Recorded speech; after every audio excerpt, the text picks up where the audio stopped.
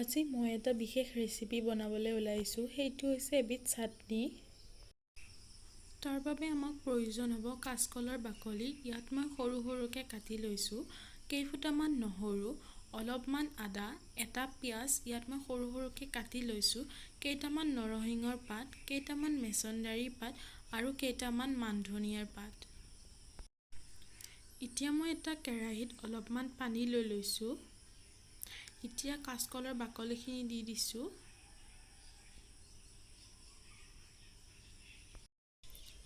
বাকলিখিনি উতলিবলৈ ধৰিছে।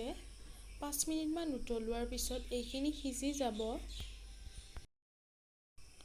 বাকলিখিনি সিজাৰ পিছত মই এইখিনি নমাই লৈছোঁ। নমাই লৈ ঠাণ্ডা পানীৰে ধুই দিছোঁ যাতে এইখিনি আৰু বেছিকৈ নিসিজে। এতিয়া এটা মিক্সি জাৰত গোটেইখিনি বস্তু লৈ পিচি লৈছোঁ। তাৰপিছত পেষ্টখিনি মই এটা বাটিত নমাই লৈছোঁ। এতিয়া ইয়াত অলপমান কেঁচা মিঠাতেল দিছোঁ।